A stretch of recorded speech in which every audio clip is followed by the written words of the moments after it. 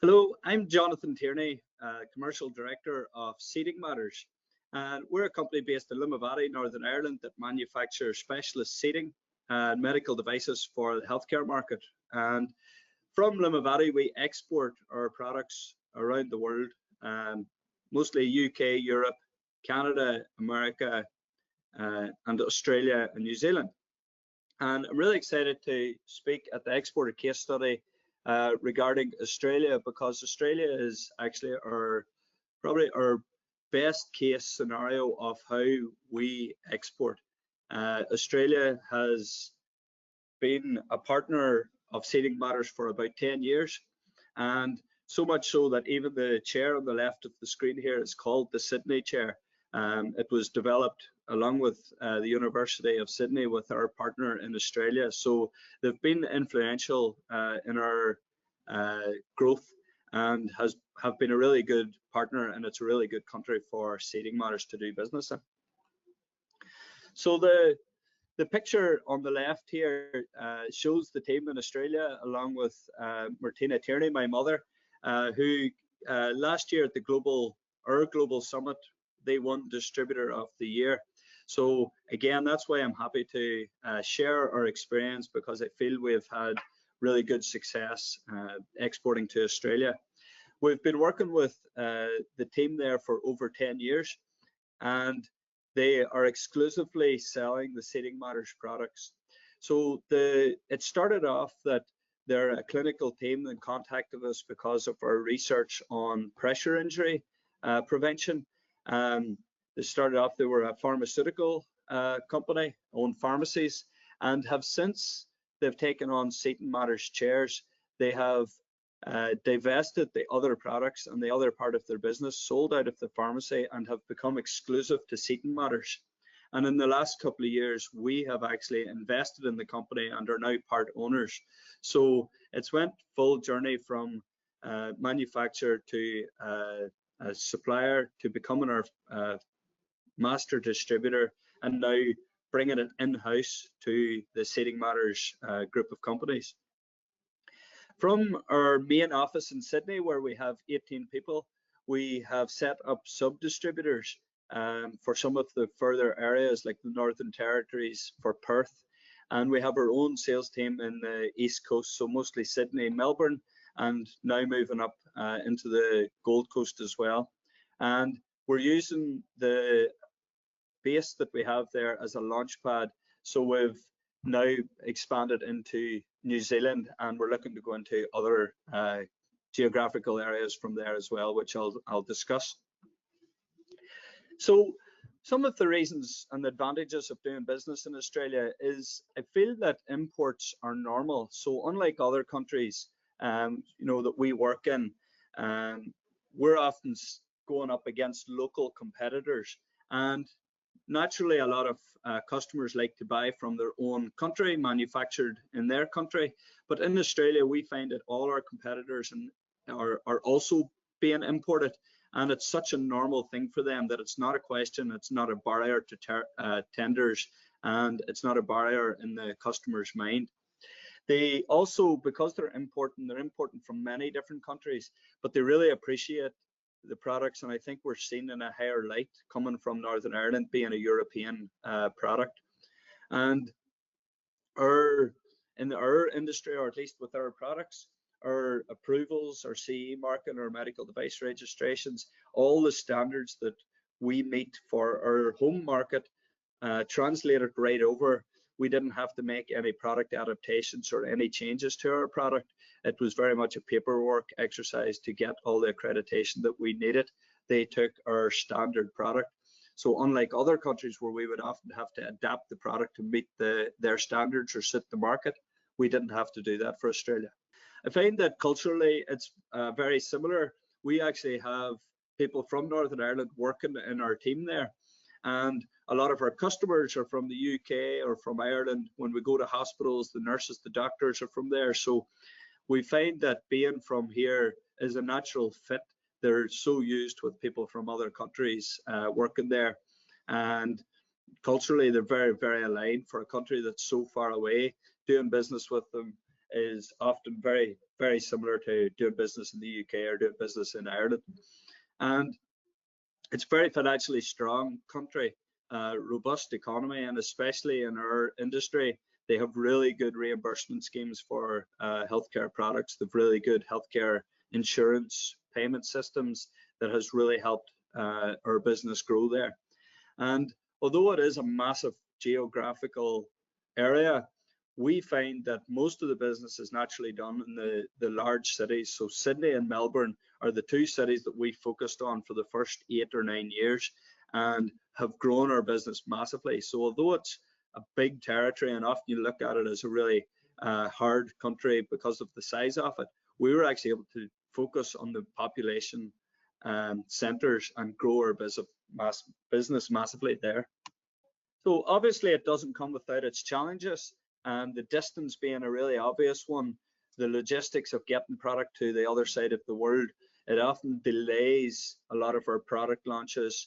It's a lot more difficult to service if things go wrong. It's far away to travel to, and we do find that that does cause some operational challenges, as well as the communication and because of the time zones. So for example, when our office hours are open here, it's nighttime there, and the opposite way around. So we often have our team here having to work outside of ours in order to hold meetings there, and vice versa. We often have the team in Australia having to work outside of ours just to communicate with our office or get information that they need. And we have also talked here about technology and systems being an operational challenge, but it's also been an answer to some of the problems with the logistics and the time zones, because we have built all our systems that we can share our information between the two countries. So we very much have a lot of our technology and systems are shared. So they're using our same software, they're logging into our same CRM finance packages, so they can help to answer their own questions. But we've also found that, you know, our website and email address and all had to be .com.au. We've a totally different website for the Australian market that talks about their funding systems. We've got, you know, that kind of talks in their language. So that's something I would recommend for people, that as you establish yourself in any country, but I've found especially in Australia that we needed to have our own marketing team there. We needed to have our own customer service team there, because they weren't able to access the answers from our office here in Northern Ireland. So, you know, we haven't had that same issue with our European or even our US. They can easily call us in their morning and still talk to the people in our office here. That just doesn't work for the Australian market. And with the InvestNA, I would highly recommend using the support that they can offer you. InvestNA have an office in Sydney and know the market really well. We actually worked in Australia for many years without using the support from InvestNA, and I think that's something that has probably held us back from accessing some of the funding around the insurance funding that's there. And our journey could have been accelerated or speeded up if we had have tapped into the InvestNA support at an earlier stage. And we are doing that now when we go to other countries. So Canada, for example, when we went there, we were able to tap into some of the things a lot quicker than we did in Australia. So I would highly recommend for anyone thinking about going there to use that support from the start. The other thing that we see as a massive advantage for using InvestNA is we're using Australia as a launch pad for us into other countries.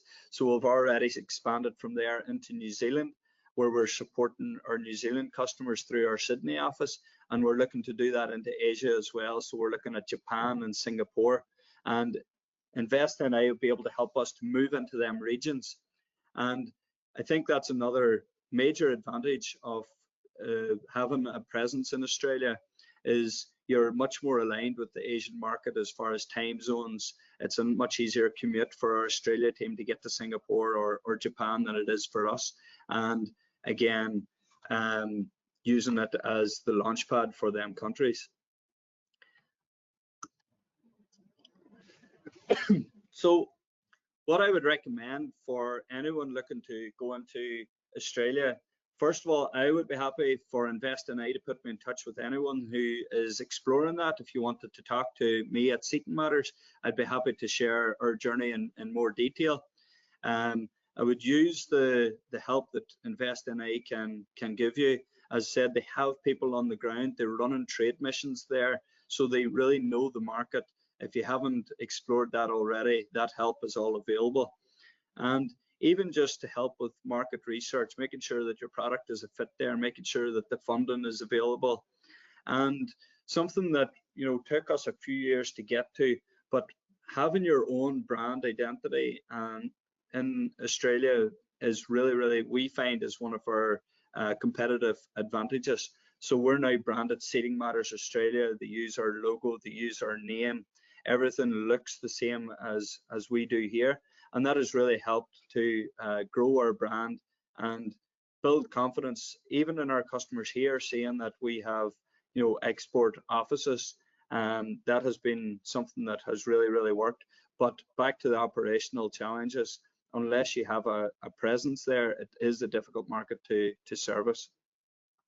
And what we have also found, you know, when I compare what we're doing compared to competitors, is they're trying to supply multiple companies from the UK, and it's difficult to manage. For us, having one major importer as a strong distribution center, and now that we have, especially now that we have some ownership of that company, we find that's a really good platform, and then we sub-distribute from there. So if I was to say what does success look like, that's probably one of the big drivers for Seating Matters in Australia. So I'd like to thank Invest NI for giving me the opportunity to present on Australia. As I say, for us, it's one of our success stories, and I'd be happy to talk to anyone that wanted to discuss that further. Thank you.